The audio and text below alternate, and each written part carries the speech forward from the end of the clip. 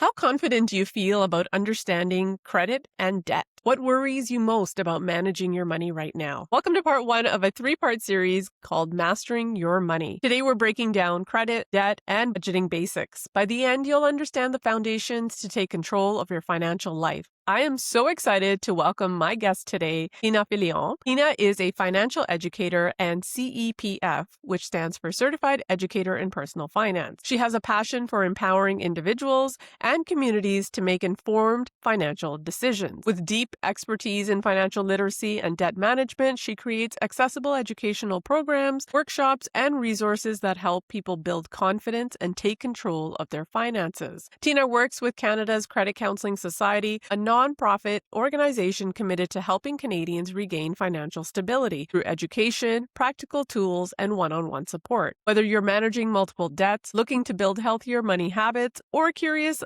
about tools like debt management programs, today's conversation is packed with actionable advice and insights you can apply to your own financial journey. Let's dive in and learn how to take control of our money with confidence. Welcome to today's episode of Her Energy Unlocked, Tina. I'm so excited to have you on. Thanks so much. It's great to be here. When we talk about economics, we really talk about money, but money's got so many layers to it. It is part one of debt and credit because that plays a big part of your financial journey and understanding where your money goes and where your debt is. If you're listening to today's program and you're inquiring and you're thinking about your finances, how do you take control of your finances and where do you even start? What's the first step? First, you'd want to start at the beginning, which is what's the easiest way to start a budget if someone feels overwhelmed. And the biggest thing in any new habit or goal is working with our own psychology to set ourselves up for success. Don't beat yourself up too if it feels like a lot or if mistakes are made. That's totally anticipated.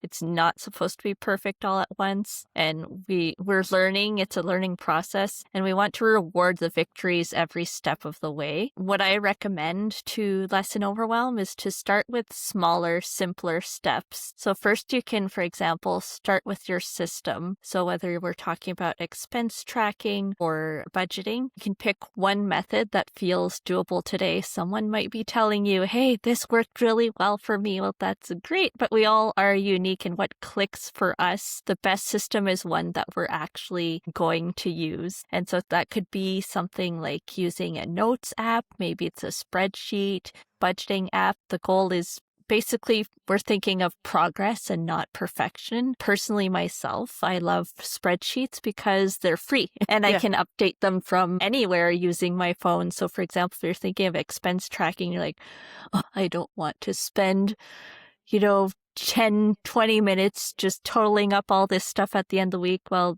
that's the type of personality I have. So if I have my spreadsheet in my phone, as soon as I make a transaction, I'm putting it in that spreadsheet in my phone. And that's really helped me stay on top of things as well. It's really important to take like an intake of yourself, of where your money is actually even going. And I know sometimes we may just open up our credit card bill and just pay it. But I know with my credit card, it gives you a pie chart every month and describes where or what services are being paid for. And it kind of gives you a little glimpse. And it's important to take that and investigate it further to see where my money is actually going. Sometimes we think those random, dollar store purchases don't add up, but they actually do. You talked a little bit about the psychology of budgeting and spending money, and that's a big one because I feel that sometimes, especially if you have kids, there's a lot of emotional things tied into how you're spending your money in order to compensate for things maybe that you didn't have. To take it a step back, once you get started with budgeting, how do we really differentiate between what a need is and a want? One good way to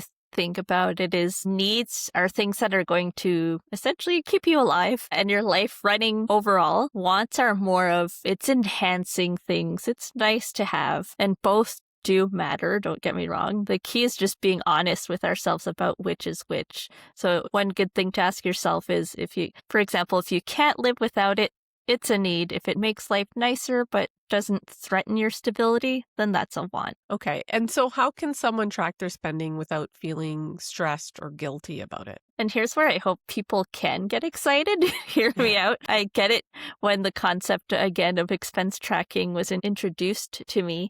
It sounded like, again, the most annoying and time-consuming thing that I've neither patience or time to spare for, especially when we're really busy. But I will say that once you do find that right system, it's your most fundamental tool to identifying opportunities for yourself and making a budget truly work. And importantly, too, is keeping in mind that tracking isn't about judging yourself. It's about giving yourself data. It's a type of financial self-care. You can't improve what you don't measure, and tracking helps you make choices that are going to align with your goals and values, and it's going to tell us the truth. If you're like me, when I first started with expense tracking, going through thinking you know what you spend during the month, and maybe you arrive at actually looking at the numbers and it's a bit of a shock. Again, don't beat yourself up. We're all human and we have our own habits. I noticed for myself when I'm stressed or I'm tired, I've had a day, my food budget was going off course,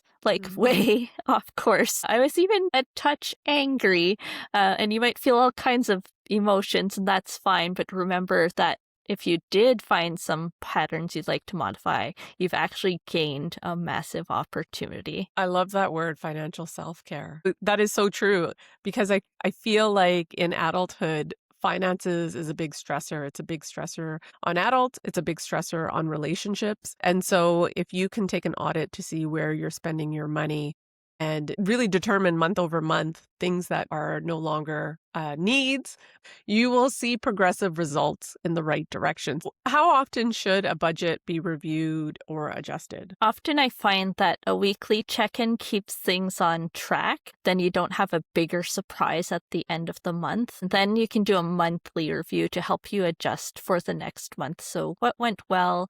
Maybe what changes have happened? Do you want it to stay in line with how things are fluctuating throughout the month, as things tend to do? And what about changes in income or life circumstances? How should a budget adapt? That's definitely a really important reality to plan for, and one people sometimes forget to include because emergencies, they can and will happen one way or another. I would say that it's always a best practice to have a version of your budget that's very bare bones, so needs only. That way you know how to pivot if something does happen. You're ready to adapt as soon as possible, and it can remove some of that additional pressure when you're in that time of difficulty as well.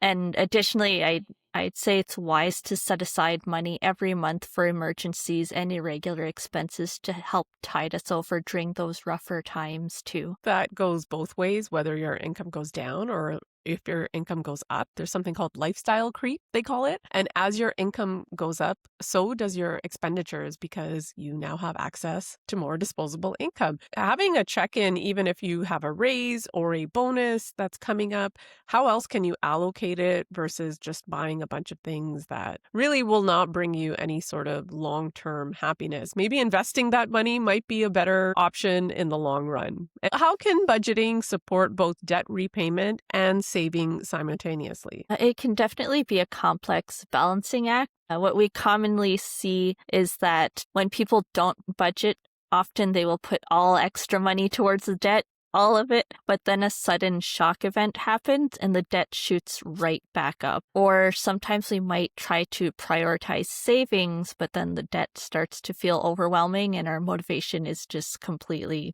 destroyed. What we want is a balance between the two. So we want to have that small safety net today that can prevent a bigger setback down the line. So what I would say is aim to start saving the short-term goal, 500 to 1,000 for emergencies. Even if it feels like you're depositing just a little, keep building little by little.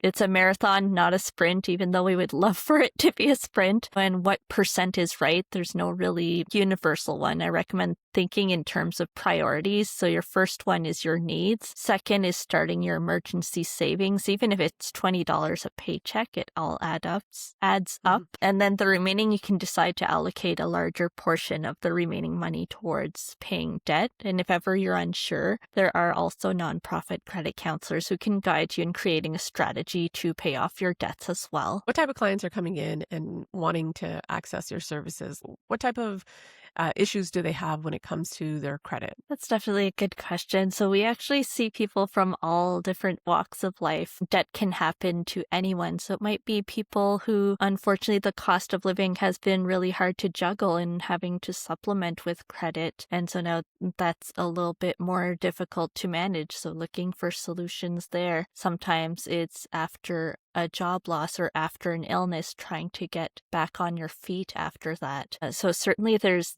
a large mix. We have been seeing a lot of the millennial demographic, and certainly the pressure of raising a family in this current economy has been has been a common struggle for many. Yeah, and I will add what's great about your society. They just did a webinar a few weeks back, or I think it was last week, and it was like 65 side hustles that you can start right now. And it's that sort of information can really help people who might need that extra income right now with the rising costs. It's not just credit counseling, what I love about your society, but actually real tools that people can implement and looking at things like their income. How should unexpected expenses be handled within a budget? So when something unexpected happens, don't panic. Remember, we have a plan, we'll adjust. So pull from non-essential spending first, then you can refill your buffer when things stabilize. And it's okay and healthy to pivot. If you can, try to add up all of your potential anticipated expenses for the year. So this is where we're talking about including it in our budget so that we do have this money. So basically we can anticipate, maybe we know our car, like my van likes to do lovely little repair bills. So I put that in my budget for irregular expenses, vet bills, haircuts, the holidays as we approach them. And so if we can try to anticipate as many of them and what their expected costs would be and total them all up. So let's say it added up to $3,000, then we'll know how much to set aside per month for these expenses specifically. So let's say it was $3,000 in irregular expenses that you anticipate. Build them into your budget. So take the $3,000, divide by 12 for your monthly amount, or 26 for biweekly. It's data, right? And it comes down to balancing that balance sheet. What are some common budgeting mistakes people make, and how can we avoid them? An interesting thing is actually 50% of Canadians don't have a budget. We might keep track of the numbers in our mind, but I strongly recommend having a written spending plan and pairing it with expense tracking, because again, without expense tracking, budgeting acts more like a wish list if we don't analyze it further. So, and having all of this down in a written format will help us keep track. Just keeping in mind, the biggest mistake people often make as they get really excited about goals in general too, is being too strict. So a budget that doesn't allow real life, it's going to fail fast. Build in flexibility. Give yourself grace. It's like when you have fitness goals, but you go too hard, too fast, then you're sore. Now you feel dread at the idea of continuing, so you stop. Small steps and small improvements at a time are a lot more powerful, effective, and sustainable. So, if I think for the longest time I wanted to get healthy quick, all I was doing is shooting for too much too soon and getting mad at myself. Budgeting is the same thing. Build in the ability to spend a bit on fun and take it one step at a time. Maybe like instead of going out 3 nights a week, you lower it to 1, and then you still feel like you're still able to go out, but you're allocating your funds a little differently, making those small changes. Exactly. Yeah. So how can couples or families budget together successfully? I've found that often couples will have the one money person while the other is a bit more in the dark. I think it's wise to shift that a bit. So have one shared plan, but 2 voices equally involved. Hold a monthly money chat where you review goals, you celebrate wins, you adjust together, and communication is the real budgeting tool there. I think especially as you're raising children and within families, kids are expensive. And it is very hard, I know myself as a parent, to be able to say, well, no, I don't want to spend that much on that. But having that open and honest communication, I think now as my kids are adults themselves and work and are investing their money, they kind of see how things are very expensive and they're like, oh yeah, this makes sense. I don't want to spend my money on that. And that's okay too. Tina, if listeners want to learn a little bit more about the information offered by your organization and get a handle of their finances, how can they best access the tools and support from you? Definitely the nice thing about Credit Counseling Society is that we have so many free resources and they're really accessible. So we have a ton of financial literacy education content on our site, nomoredebts.org. And then we have budgeting, expense tracking tools. Even better, if you're looking for tailored advice specific for your situation, you can speak one-on-one with a counselor for free. And all you have to do, you can call at 2888 and they'll help you out and get connected. Great. And I'll put all that information in the show notes should you want to take the budgeting basics